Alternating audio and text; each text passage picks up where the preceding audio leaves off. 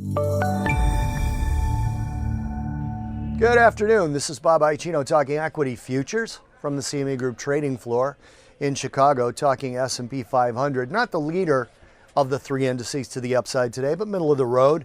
NASDAQ was up over 1%, S&P up about 1%, and the Dow up right around 0.75%.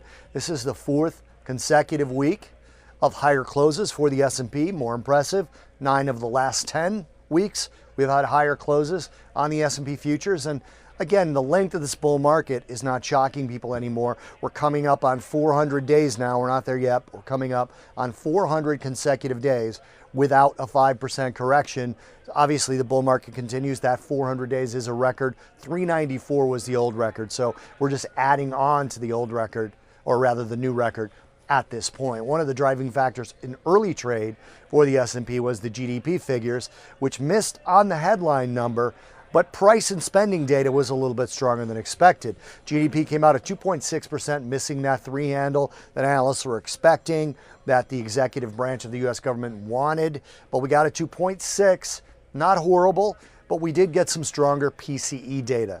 That's personal consumption expenditures. Spending, earnings, all up in this data. PCE beat especially handily, coming in around 1.6% versus an expectation of around 0.9. So that is a little bit of inflation mixed in with a little bit weaker GDP. Now, over time, that's not a good thing.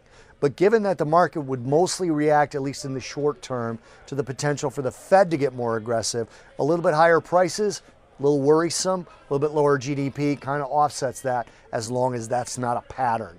So that kept S&P from falling, kept the bid underneath it. The bid is based on earnings. We've only got about 24% of the S&P that reported so far as of last Friday, and earnings still look very good now that the weak financials are out of the way. Big earnings week coming up next week.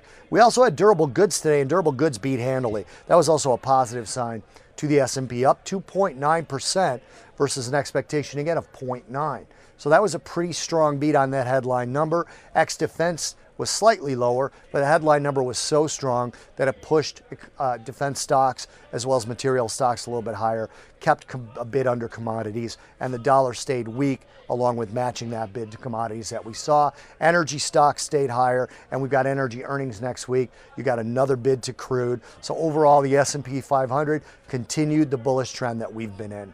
This is Bob Iaccino talking equity futures, specifically the S&P 500 futures, from the CME Group trading floor in Chicago.